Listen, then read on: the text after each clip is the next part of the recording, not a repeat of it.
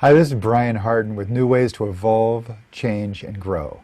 Today's guest is Dr. Theresa Bullard. She's got a Ph.D. in physics, and she teaches Western mystery school tradition, bringing together science and spiritual wisdom in a practical way. She's got a thing called the Modern Mystery School, and she's the host of Mystery Teachings on Gaia TV. She's also the co-founder of the Universal Kabbalah Network. Here she teaches the keys to applying universal principles directly into your life. So here we go. Welcome, Theresa. Thank you. Today what I'd love for us to cover is all the tips and tricks that you have for raising our frequency and keeping ourselves happy and healthy in the process. Do you have any advice for us? Yeah, so to really stay healthy and happy and to do it in a sustainable way, we really have to look at several areas of life, right? So we have our physical well-being, we have our emotional well-being, we have our mental well-being, and then we have spiritual well-being. And so when it comes to physical, we all kind of know what we need to be doing, right? There's the basics of exercise and good hydration and eating well and getting proper sleep and just having healthy relationships around you and taking your proper supplements and herbs and things like that. So we don't need to spend too much time on that. But recently I put out a video blog that was talking about immunity, that the strengthening of our immunity, and everyone's talking about how we need to have strong immune systems, especially with all of the flu season and various new viruses that go around. And physical immunity is going to be based on those things that we just said, but it's also resting upon what I would call spiritual immunity. And that spiritual immunity gets into how healthy are we in our emotional, mental, and spiritual state of being, right? So when it comes to emotions, when there's stress or fear or drama and anger and sadness and angst and all these emotional swirls happening, which often the media and TV and so forth is trying to drive that state of being, it's trying to really trigger the emotional response out of people, because then it makes them a little more reactive and a little easier to direct and a little less discerning. And instead of being in our executive function of our prefrontal cortex, we tend to get, when we're emotional, we go into our limbic brain, which is some of the more the deeper animal brain. And so in order to stay healthy emotionally, we need to meditate. Right? Meditation would be a really important tool to use, because it brings a state of peace. It brings a state of calm and quiet. And so when we have the meditation time, we then are in a greater state of peace and balance. And then it makes it easier to deal with all of whatever is going on in the world around us.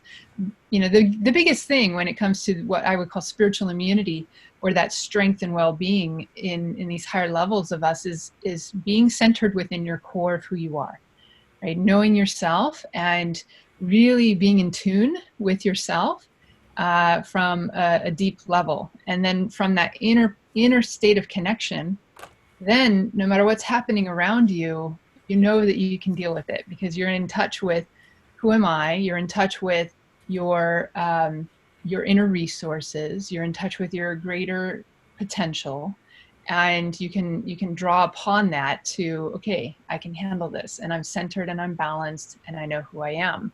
And then that allows us to really address things in the outer world from that place of centeredness, versus my inner state of being is affected by everything else that's going on around me, right? What the media wants me to believe, what my family members are dealing with, what craziness is happening in the world today, what's happening in our job, or, those things affect so many people's state of inner being. But if we want happiness is not going to be found from things outside of us. We can't rest our happiness upon those things because they're so fleeting and they're so changeable. So we want to rest our happiness upon something that is sustainable, is something that we can find within, that no matter what's going on outside, we can tap into that place inside. And yeah. I've heard that it's being centered. I mean, it sounds kind of esoteric for a lot of people, but it's as simple as a spinning top. And when the spinning top is in its center and all the energy is there in the center, it's really stable as it's spinning and it just holds still. Now, if it's out of center on its spinning top, it wobbles all over the place and it's fast to fall down. And so when we're in our center, no matter what hits us, we go back to our center. So yeah, the spinning top is a great, you know, metaphor example for what it means to stay in your center, stay in that balance point. In some of the tradition that I work with in the Universal Kabbalah, we call it living the middle pillar. You know, there's these different forces of life, and they pull us this way and that way. We have mental stuff, we have emotional stuff, we have our desire to love and be loved, and then sometimes we also have this need for severity and boundaries, and you know, we get pulled this, you know, between our feminine and masculine, or yin and yang, you know, we get pulled in all these different directions. And in Kabbalah, we talk about bringing it all together into the middle pillar, which is that place of balance. It's that place of peace. It's that place of centeredness. It's that place of knowing thyself, and having a foundation or a way of life, a rhythm that's based upon something you create for yourself versus it being something that is dictated by outside of you. So just to bring that down to a really like practical, you know, way, we could say, okay, well, when I wake up in the morning, they wake up, they reach for the phone, they start scrolling through, you know, the new notifications and the messages, and maybe they open up the news app, and you know, that's the first thing that they're being stimulated by in the morning. And then they shower, and then they eat, and you know, they do maybe coffee or something to wake up, and then they go to work. And all of that flow, that rhythm of life, is kind of dictated to them by things that are outside of themselves. You know, there's, okay, well, the body needs to eat, and we need to shower so that we can be ready to go to work. So, you know, and then all the stimulus from media. Whereas, so that's an outside in kind of approach to creating a rhythm in life.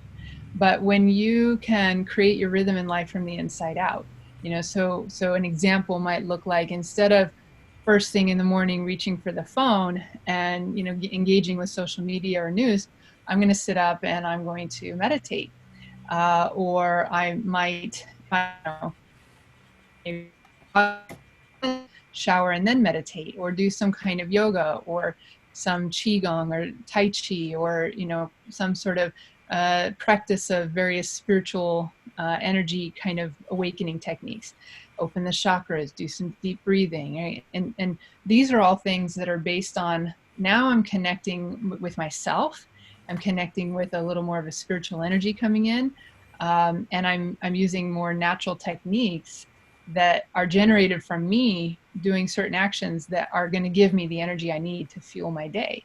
And then by the time we start the rest of our day, go to work and all of that, we're more centered, we're more connected, we're more in our intuitive whole brain state, and so forth. So that kind of a rhythm of life that we create from the inside out is we call it our foundation to life, and that's huge for creating happiness.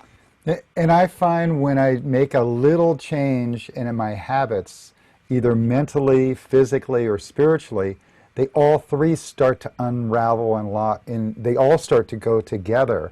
That it's not just one happens, but and so the trick is, how do you make a new habit? That's the trick. How's that habit stay? Because we all get on a diet for 2 weeks and then fall off of it, but it's better to instead make the new habit of not eating the bad stuff, and the new habit, instead of it being a diet, it's right. a diet. So I find that it's really about lifestyle. And so rather than like, okay, I'm just going to go on this sprint of a short-term thing and try to crash course, lose the weight, or, crash course, get in shape, or, it's like that is not sustainable. So instead, we want to integrate little small incremental adjustments and integrate those into our daily way of life. So it just becomes a way of life rather than it just being a short-term thing. And, a lot of people out there in some of the personal growth sort of fields, they say that it just takes 21 days, to create a new habit. And this whole 21 days thing, it's really a myth. If somebody just made it up, it's not really how long it takes from scientific research. It's not how long it takes to integrate a new pattern or habit into your life. They've actually done scientific research that says that it takes 66 days. And that's for simple habits, like first thing in the morning, I'm going to get up, really simple like that. If you're just drinking a glass of water, that's an easy thing. But if you're wanting to do like 50 push-ups in the morning, that's going to take a lot more motivation, right? So 66 days, if you do a simple habit, it gets integrated into your daily life by then. And then it's like you've overcome that hump, and it just becomes automatic. It just becomes a part of your foundational way of operating. But if it's a more complex habit, it's going to take longer. So I would say, okay, rather than trying, if you want to speed it up, rather than doing it just once a day, do it twice a day. And then the other things that they say is do it the same time every day. So you can create a biorhythm. You can kind of program it into your biological clock. And the other big piece is you have to have the motivation behind it, right? The motivation really has to be there, but it can't just be only motivation, because at some point the novelty of it wears out. And then that's when discipline needs to come in, right? So that commitment to yourself but I think we also have to see results, and results continue to inspire us and motivate us to keep moving forward. So a bit of discipline, definitely some motivation and passion for what it is. And you have to bring your mind, your emotions, your physical actions all into alignment so that you really can make it successful. So I have a funny little story here to tell you. I'm on day 2 right now on Facebook of a group called, you're going to love this, you get to laugh, the 21-Day Mind, Body, Spirit Challenge. So I need to change it to 66 days. Everyone loves this 21-day thing. Yeah, well, yeah, I just went along with it. I was just trying to inspire a handful of my friends to come with me, and in the process, I get to share some interesting stuff to help them. Yeah. And it's a way for all of us to connect and get engaged. And, yeah, sure. And I find that even with myself, it doesn't matter how much I seem to know, I still don't make the habit as easily as I wished I could. Yeah. There's always an excuse. Oh, I got distracted, or I had that thing. Right. And that tends to be usually from our resistances to change. And those resistances are usually buried in the subconscious. And maybe it's fear, maybe it's, well, I don't really want to have to work that hard. Maybe it's, competing goals, right? Like I want to be comfortable versus I want to, accomplish this thing. So we have to come into congruence with ourselves and find that state of coherence so that we can get every part of us into alignment to support the accomplishment of the goal versus sabotaging the accomplishment of the goal. Because no matter how smart we are, there's this emotional side, there's this deeper foundation of our subconscious, and we have to get those on board too. Can you tell all of us what's going on with your offering right now? Is it twice a week or 3 times a week that you give a little video? Can you explain that? So on my newsletter, I send out about 1 or 2 newsletters a week. Usually it's more about 1 a week, other than your first few weeks when you first sign up. And then I'm sending out video blogs, about 2 a week. Right now, I've been also starting this video blog that's really on current themes, tips and tools, and how to best deal with, the times that we're in, and, just topics that are really relevant to what we're going through at that current time. And so these are short video blogs that people will be receiving as they sign up for my newsletter on my website at theresabullard.com. And then we also have, when they sign up for the newsletter, they also get immediate access to a numerology forecast that I did for the year based on Kabbalistic numerology. And already just, I did this forecast in February, put it all together in January. And already we're seeing how it's manifesting in some pretty crazy ways. So it's these numerology forecasts, I've been doing them every year since about 2012, and they are very on point. And it works with the archetypes and the overarching themes that we are addressing each year, and the journey of transformation that we're going through as a collective. So when they sign up for my newsletter, they can get free access to that webinar as well. And just different tools and updates and announcements and things. And any time I put an article out or a video blog out, they will get notified of that being sent out and available. So this is actually what I'm so excited about, the evolution of consciousness and how we as a collective can evolve and change and grow. And so if you want to change the world, you got to change yourself. So every tool and trick you have is for the individual to raise their frequency so that they can be part of that collective that's also raising the frequency. Is that correct? Yeah, that's perfectly said. And, I really come at it from the idea of transformation is about alchemy. So the ancient tradition of alchemy and how we apply that to who we are today, what we're doing today, how it works in our modern world. And alchemy is basically the process of transformation and evolution. And yet it's a natural process. It's happening all the time. And there are stages to that. There's 7 stages to that alchemical process. And when we understand what those stages are, then we can consciously and intentionally participate with the transformational process rather than it just kind of taking us unconsciously along. We want to get to the point where we can consciously help drive it forward and speed it up so that we can keep moving forward and progressing through those stages of transformation. So I actually have a book. It's just a little primer on, it's called The Game Changers, right? Social Alchemists in the 21st Century. And it gives people a good, really easy to digest introduction to alchemy and those 7 stages, how it applies to us personally in our personal transformation, but also how it's showing up in the global scale of things and how we are going through a social transformation, a social alchemy right now in the world. But as you just said, that really rests upon our individual transformations. And, the thing is that even though alchemy is a natural process, there are certain stages that really take work. And if we don't successfully make it through all those stages, there's a certain point where we kind of slide backwards and we have to keep repeating it over and over and over again, those early stages. And only when we get conscious and participatory with it can we then break through to those higher stages. And so we're really at this transition point right now where humans need to start getting conscious and participatory with our transformational journey so that we can break through and leap up to the higher stages versus continuing to slide back and repeat the earlier stages. So that is the point that we're at right now in our world. And we've been at that point in the current cycle probably for the last 4 years. And it's just really fascinating how it's culminating, it's kind of coming to this crescendo right now, probably because people aren't waking up. So when we're not waking up, we kind of need louder wake up calls, and yeah.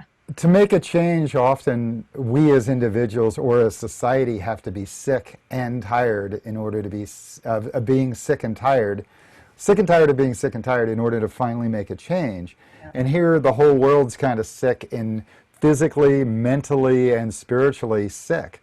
And we have all of our leaders on all sides of politics all around the world don't necessarily help we the people from around the world. And it's like all the people are going, hey, those people that we were leading us aren't really our leaders. I'm my own leader, and my community is my, what I care about. So we're coming together and unifying, I believe, because of this crisis and all crises. And we're realizing that the leadership is really here. True, yeah. And the responsibility, right? So leadership comes with responsibility. So as we start taking responsibility, that is us stepping into our power and becoming natural leaders, right? And or self-leading.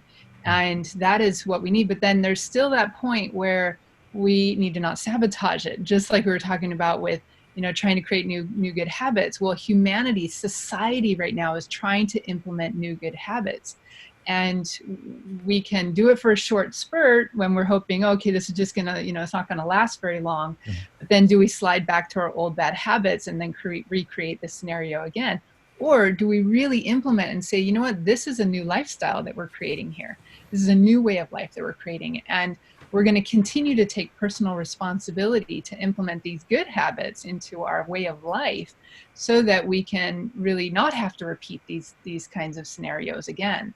And that really rests upon our mental health. We mentioned earlier, there's physical health, emotional health, but there's also that mental and spiritual health. And, mental health really, and I'm not talking in the sense of psychology and psychotherapy and all that. What I'm talking about here is how do you use your mind? What do you allow to occupy your thoughts? And honestly, the best state of mind is a quiet state of mind.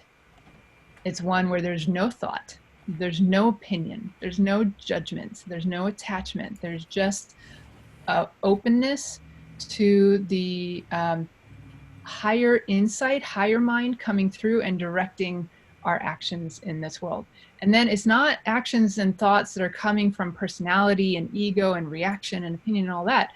It's coming from a higher source, and it's just directing us. And when we can get to that place where we can train our mind to be more quiet, which again, meditation is like one of your key tools for that, then we will just be able to be in this sort of automatic, beautiful flow and intuitive knowingness of what to do in any moment. And then I feel that it is helpful, and that's a big part of why I've dedicated so much of what I do and what I teach in the world. It is helpful to reprogram our thoughts, reprogram our minds, because our mind has been educated through the educational system. It's been educated through media and TV and social and religion and all of this. And there's a lot of faulty programs that have been put into our mind. A lot of indoctrination, a lot of false beliefs. And, all of that's being challenged right now. And we're starting to wake up and realize, just like you were saying, that's not true. Like, I can't just rely on those people out there to take care of everything. And we need to, learn how to shift this mindset inside. And we often defend all of those old things, or this is the way it's always been. Well, if you really look, we've only had the Industrial Revolution happened, 150 years ago or so, and we finally got electricity about 120 years ago. And then, so we had the physical revolution of stuff, like with the Industrial Revolution, and then we had the mental revolution of TV and telephone and all those connections, and that was sort of the mental stuff, including the internet. And so we had the physical revolution, the mental revolution of the information age, and now we're having a spiritual revolution right now, body, mind, spirit. And so all those, like 150 years ago, we were all chopping wood and carrying water, and now we think we know so much, but we're just slightly into it, Yeah, we're still infants in the grand cosmic scale of evolution, and but in order to really successfully make that spiritual evolutionary step, it rests upon the foundation of mental, emotional, physical. So we've got physical down pretty well. You know, we really know how to materialize and make things happen. We don't always practice what we know, but we've got that. We understand what it's like to be physical. But the emotional and the mental is like, there's so much pollution from the way that things have been indoctrinated, or from traumas that we haven't healed from. And there, yet even with all of that, it's still our personal responsibility to take up the search to heal, to take up that path of transformation, to progress, to, you know, choose. Like, that's the key, is like, I have choice in what I believe. I have choice in what I allow to affect me emotionally, or how much time and energy I give it. I have choice in where I'm going to put my attention. Am I going to focus on the negative, or am I going to focus on the positive? And what you focus on is what will expand. So we need to clean up our emotional stuff. We need to clean up our mind, and then we'll be ready to, you know, naturally make that spiritual leap. And there's so much resource available right now for this spiritual transformation and leap of consciousness. And it's really just a matter of people kind of parting the clouds and the veil within their own mind and their own perception, so that they can see, oh, there's all this light here, and I can move towards that, rather than moving towards all this, you know, BS that is all this illusion that's out here, right? So yeah, it's an exciting time that we're living in, and we have a lot to look forward to, I feel. So this is an odd question. We might have to edit this one out because I'm not sure where it's going to go. I'm a fan of Buckminster Fuller, and I've read this quote so many times. I think he actually said it in the 60s or 70s. He said, "We should do away with the absolutely suspicious notion that everybody has to earn a living. It is a fact today that 1 in 10,000 of us can make a technological breakthrough capable of supporting all of the rest. The youth of today are absolutely right in recognizing this nonsense of earning a living. We keep inventing jobs because of this false idea that everybody has to be employed at some kind of drudgery, because according to Malthusian Darwinian theory, he must justify his right to exist.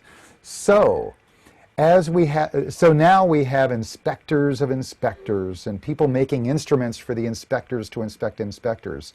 And the true business of people should be to go back to school and think about whatever it was they're thinking about before somebody came along and told them they had to earn a living."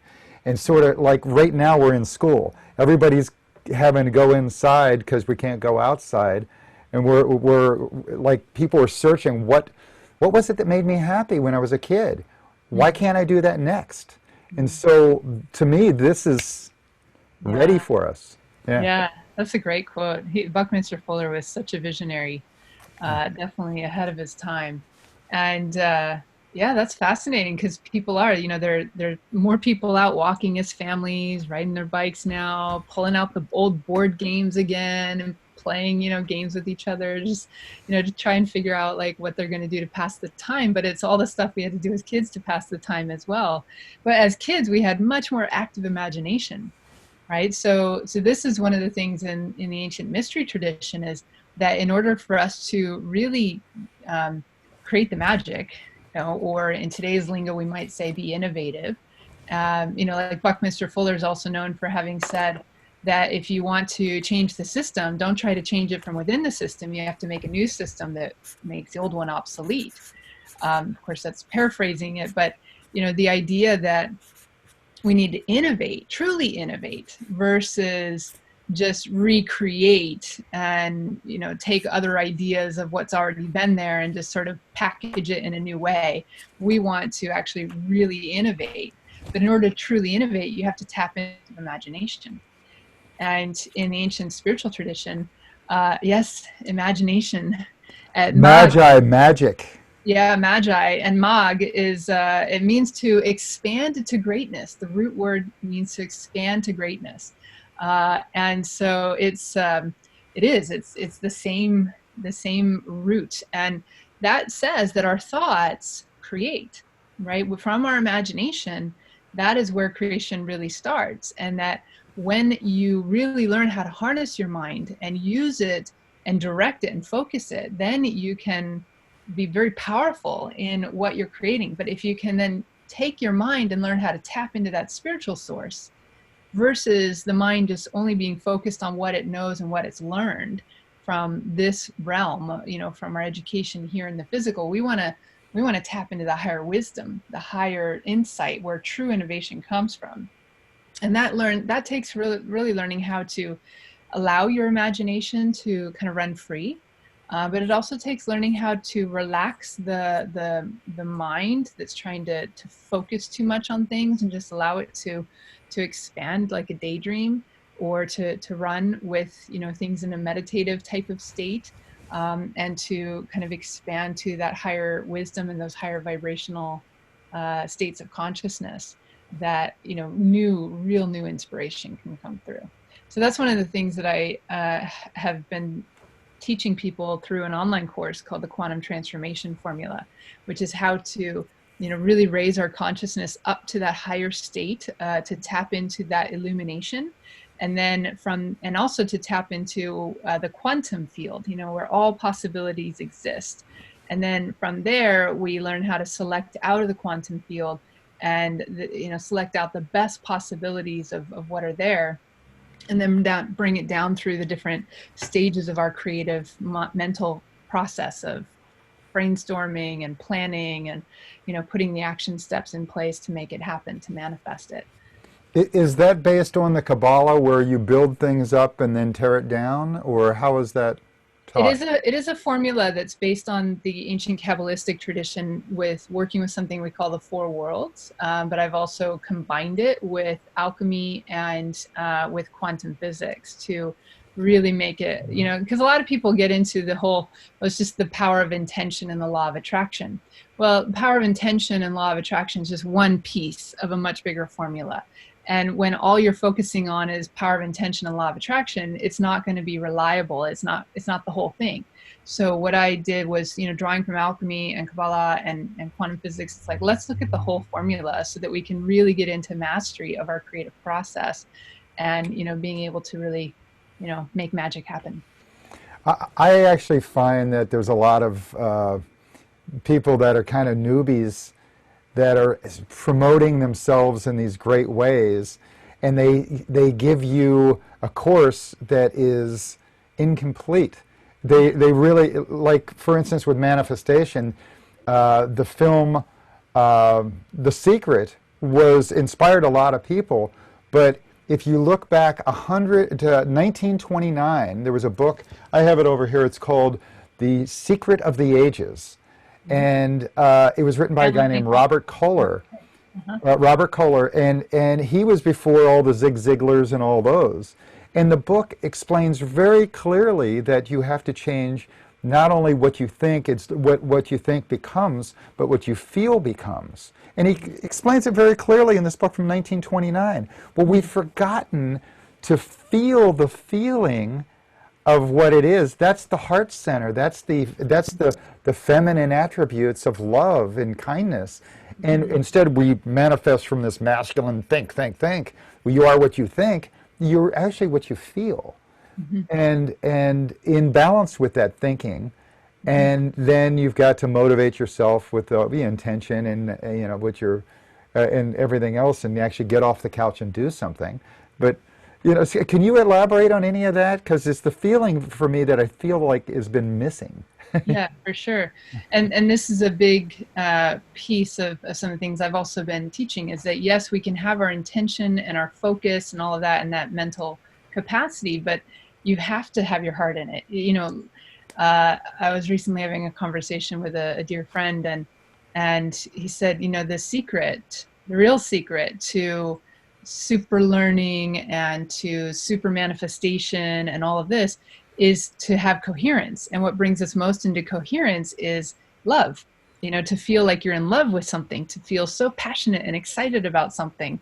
And it just really, like, that engages the heart, right? And to have the energy of gratitude and to feel it as if it's already done, right? And so this is where active imagination comes in, but it's like you're immersing your whole being all five senses, you have to engage all of them in that imaginative process and feel it, smell it, hear it, taste it, touch it, hear the words that people are saying to you and congratulations, and envision that and experience that whole thing as if it's already happened, it's already done. And then you anchor that feeling in your body. And then every time you continue to work on it and focus on the work that needs to be done to get to that point, you have to work on that feeling and continue to have that coherence with the feeling. So yeah, absolutely. Feeling comes before thought. And, so if we try to just come from thought, well, there's all these other processes that have been happening in the deeper levels.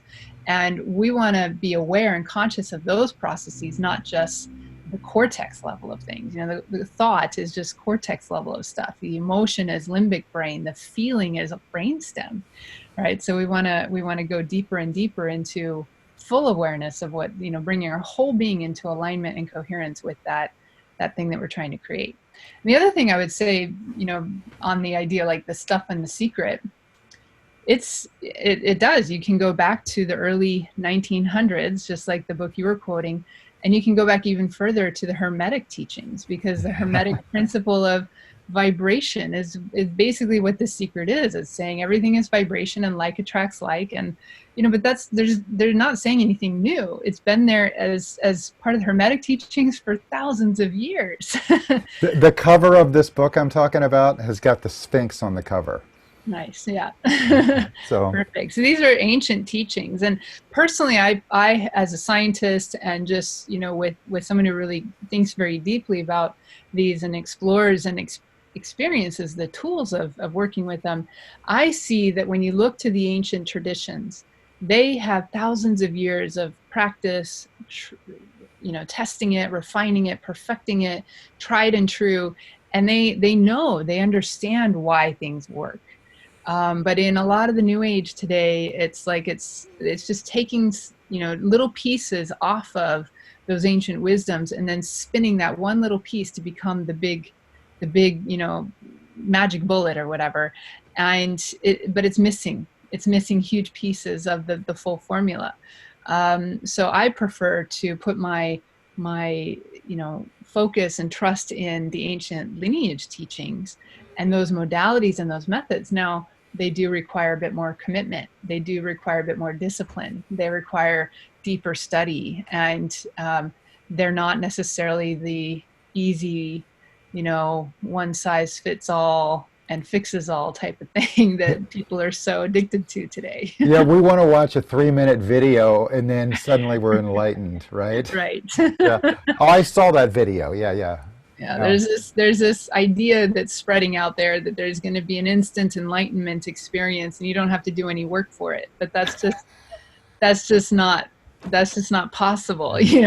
There might be an instant awakening, but if like, let's say that, this is coming back to the collective consciousness making this spiritual shift, that let's say that 10%, maybe it's just 3%, maybe it's less, I don't know, but some small percentage of the population of Earth, let's say those small percentages do the work and they're willing to, do the grind and do the healing and, really push through their fears and let go of their attachments and all of that.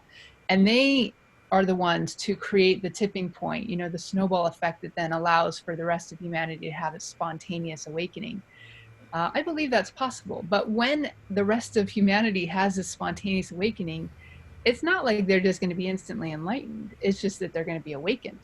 And then the wool comes off the eyes and they wake up and realize like, oh, wow, the world isn't what I thought it was. And all these things that I've based my entire life upon are false. And now what, right? So now it's not like they get to shortcut the transformational process. It's now that they're just going to have to go through it in a very concentrated way. And it can be kind of intense, right? So it's actually better to do the work now and to prepare and to, really integrate that way of life and to ease your way up to that awakening versus just have this instant awakening kind of thing. Because it can be really hard to integrate and constellate and figure out like, what do I even do now? I don't even know what to do now. If you just all of a sudden you're awakened. I had a really horrible year last year. and it was really frustrating. And I found myself with this thing. You see that? Like, I was thinking and worried and stressed and in A fear. little extra. And, had that, my body was all crunked over. My forehead was all doing that little thing. And I was always just frowning. Right? So the simple first step, baby step, change for me was I looked in the mirror and it's like, you look horrible. You feel horrible. You are horrible. So I just faked a smile, just like that little goofy fake smile for a little while in the mirror. And after a while, I started laughing at myself that how ridiculous it was. And then I started really smiling. And then this thing started going away. Yeah. And as soon as I started smiling, it's contagious. And everybody else started smiling. And then I started breathing different. And all the heavies started going off my shoulders, so I wasn't so in the thought. When you're smiling, it's hard to think of all the negative stuff. Yeah. And so that was my key to open the door to stop the old pattern. And then I could start to address all the crap from a place of this. Do you have any simple little goofy things that you do like that are kind of secrets that unlock you? Is there anything that unlocks you? Like every morning, do you wake up and say a prayer, or is there something that? I have a ritual practice that I do and by rituals, it's more like just spiritual exercises that open up the energy, help me feel like, okay, I'm not alone. I've got this team of spiritual beings, angels, whatever you want to call it, that the universe is here to support me, and I'm not alone trying to drudge through all of this. I can call upon help from these higher realms. And so, that's something that we teach in the mystery school, modern mystery school tradition, which is an ancient lineage that goes back to King Solomon. And when we initiate people into that lineage, we hand down several tools and practices that they can do on a daily basis that I find really, really help. And when I started doing these, originally, I would have been in a place where it was like, I was stressed. I was very stressed. It was when I was in graduate school. I was unhappy. I was, fairly depressed at the time. And then I found my way into the spiritual path, and I started to renew in my passion and my excitement. I started to have something that inspired me. And some sense of purpose, a bigger purpose came back in. So I feel like that's really important, is having something that feels bigger than us, that calls to us. It calls us to raise up to a higher level of operating, and it inspires us with a fire. Right? And just the word inspiration is inspire in spirit. It's the spirits inside of you coming out in wanting, like, one for all for one. And I'm sorry to interrupt. Oh, perfect. That's great. And so in alchemy, we would say that, we have to increase our fire, because our fire is the thing that gets us up and going. It's the thing that moves. It's the thing that catalyzes transformation. So whether you're increasing your fire through passion, through creative work, through just your like DNA awakening, through smiling and feeling more love and gratitude and laughter, these energies of the heart really actually support your immune system a lot as well, and it uplifts your whole being. So all of those are ways that we can increase our fire. And even if you're not quite sure, okay, well, I don't know if I can do any of that, you can meditate on fire, right? You can meditate on a candle flame. You can just sit there and stare at it, and its energy will start to symbolically, through that process of sympathetic resonance, it will start to generate that fire within you, and something will shift. You can just meditate on light coming in. And so these are all great little practices and tools that we can do to help us initiate that. But the key is take one step, and then take another step, and then take another step. So for people that don't know much about you, there are many ways of getting your website, theresabullard.com, which I'll put down below. And then there's the Gaia.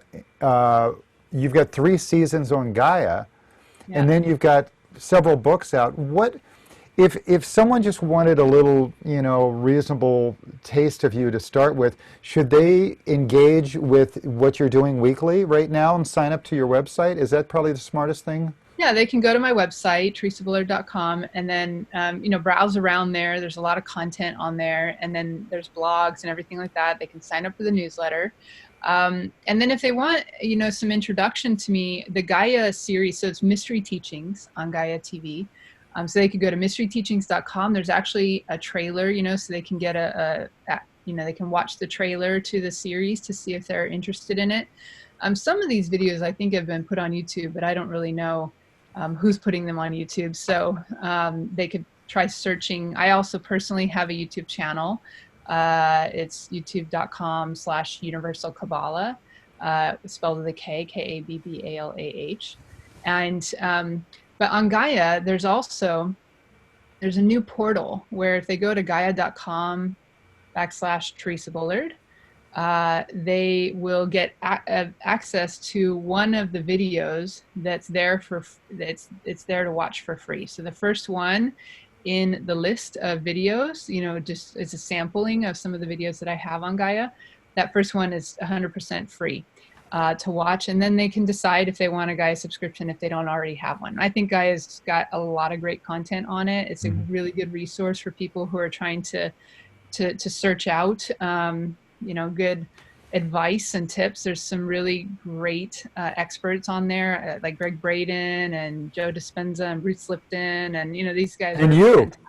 and And you me and and it's Regina about the Meredith. price of 2 coffees a month. Two Yeah, coffees it's a like month. $12 a month. I mean, Yeah. it's not very, it's kind of like a Netflix for spirituality, but it's really educating. I wouldn't say I agree with everything that's on Gaia, but I think there's a lot of really good content on there. And Open Minds with Regina Meredith is a really great. She interviews a lot of the experts and stuff. So, and she's a really smart cookie herself. So I would definitely recommend people check out some of the Gaia stuff. Perfect. So the astrology now interests me again. We kind of jumped off of that. I've seen a lot of astrologers now from all sorts saying that what's going on now is frustrating, but what's coming again at the end of the year and most of all next year is pretty significant too. Do you have any insight as to what we should and how we can prep ourselves? Yeah. So I'm not an astrologer, but I certainly pay attention to it. And we have been in this cycle where Pluto is in Capricorn and Saturn all last year was conjuncted Pluto. So you had sort of the old structure of Saturn. Saturn represents the old structures, the old paradigm, kind of rigid ways of doing things. And Pluto is the great transformer of all the planets. And so it's about, radical transformation. And these two are conjuncted in Capricorn, and Capricorn is also kind of the hardworking way of life and really grounded materialism and tangibility.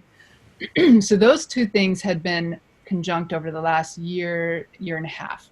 And that's been the really hard challenges that we've been going through. And then Mars came and joined all of that as well towards the end of this last year. And the sun, there was some eclipses, I think in January, that were also conjuncted that same spot.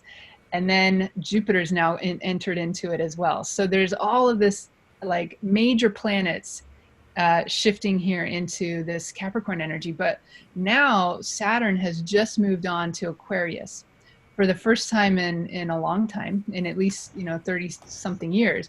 But in addition to that, so Saturn right now and Mars have moved into Aquarius, and so that just happened earlier in March, and now it's going to be here until July. It's going to be in Aquarius, and then Jupiter is conjuncting Pluto, so it kind of softens. Jupiter comes in and it's more benevolent, it's more expansive, it's more philosophical and spiritual. So it's kind of going to come in and soften that transformational energy of Pluto. So yeah, between now and July, we have a nice window of things that hopefully it'll ease up. And then Saturn retrogrades from July, I think, to December. and then, or no, not retrograding, it's retrograding until September, but it'll go back into Capricorn, back into conjunction with Pluto. So we'll have a revisitation of that kind of energy of the themes from last year. And then by December, almost close to the equinox, I think it's December 17th, Saturn will be back in Aquarius, and it'll be there for a good 2 years. And then Jupiter moves in to Aquarius as well. And so when those two conjunct in Aquarius, and this coincides, I believe, with the equinox, the winter solstice, December 21st of this year, a lot of the astrologers are saying that is the official entrance into the age of Aquarius, because you have these major planets moving out of the Capricorn energy into Aquarius, and these are slow moving planets, so they're going to be there for a while.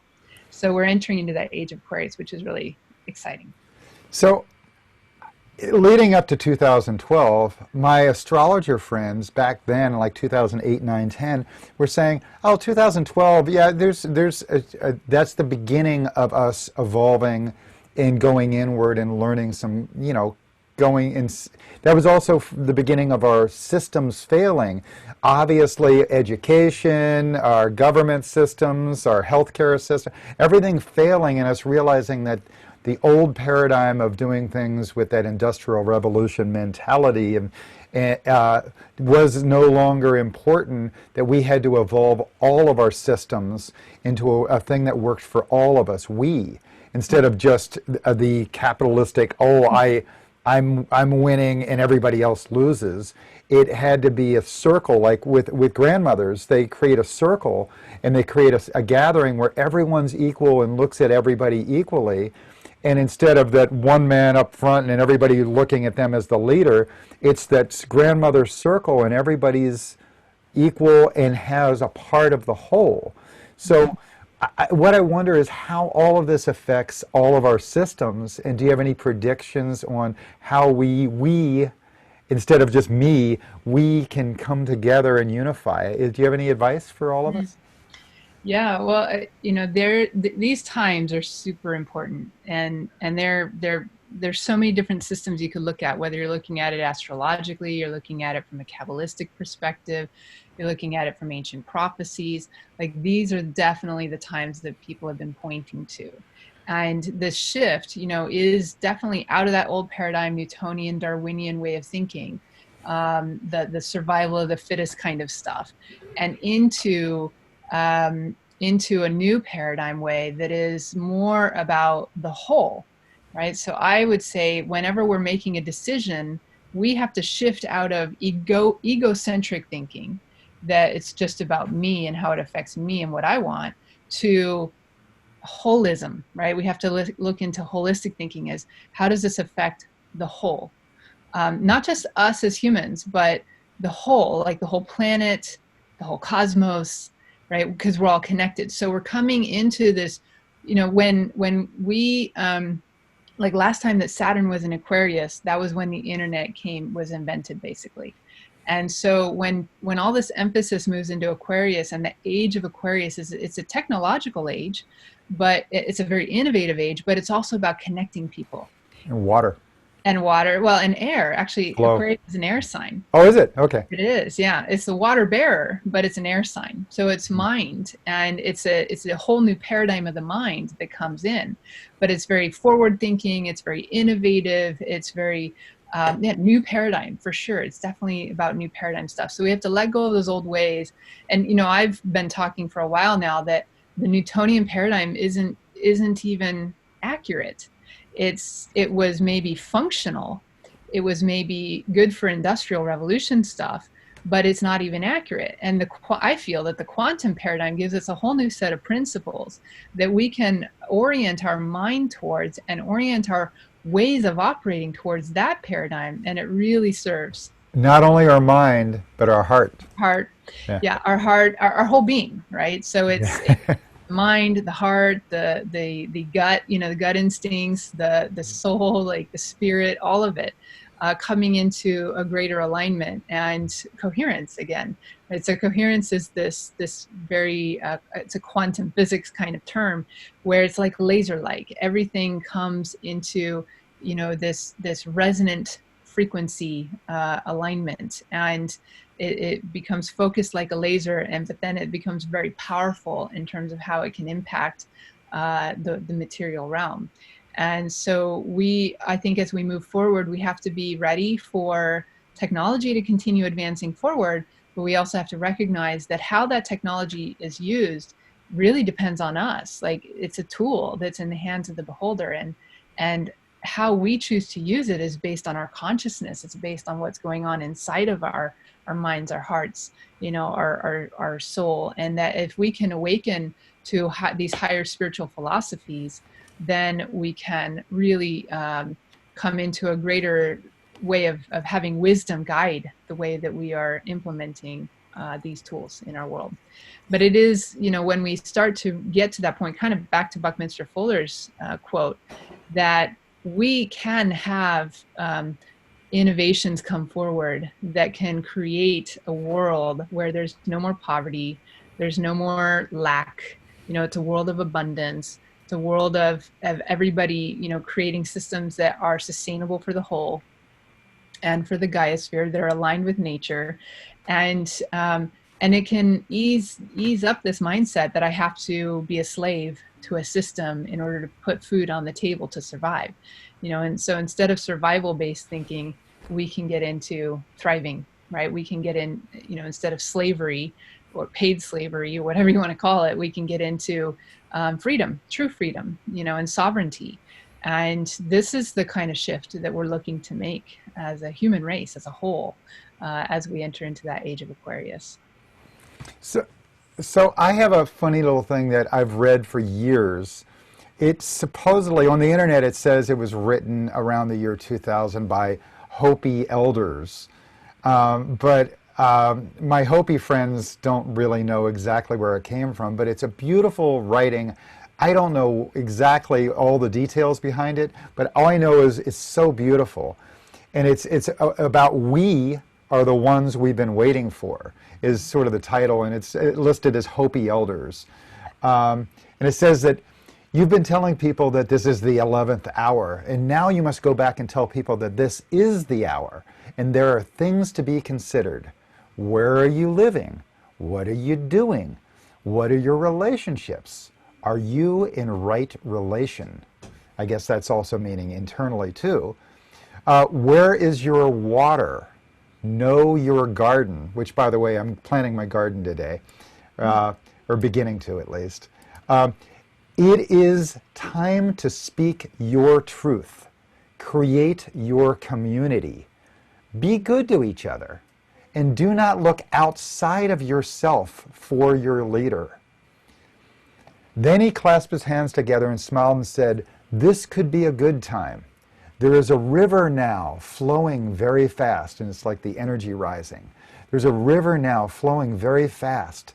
It is so great and swift that there are those who will be afraid, and they will try to hold on to the shore, to that place that they're so accustomed to, the old paradigm. Well, they will feel that they're being torn apart, and they will suffer greatly because they're holding on once again.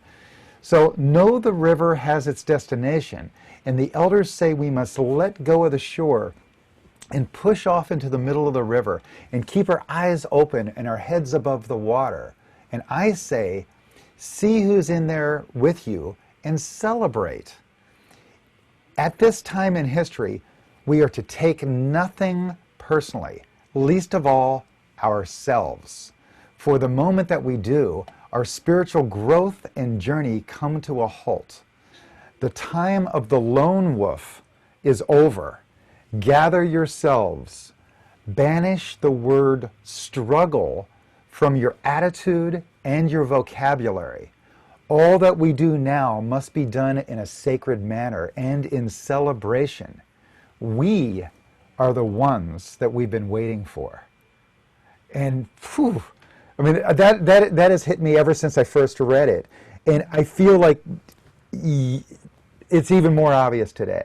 Yeah, I love that. I've seen that a number of times as well, and I absolutely love it. So even if it wasn't from Hopi elders, it is wisdom that we need to definitely embrace. And it's a vision, it's a vision of what we're going through right now. And Yeah, it's definitely time to let go of the safety net, the comfort zone, the shore, the old paradigm, and learn to surf the rapids of transformation, because it's taken us to better waters. It's taken us to I think, a fun ride, as long as we can keep our head above the water. And that's where those tools of knowing how to navigate the river, as we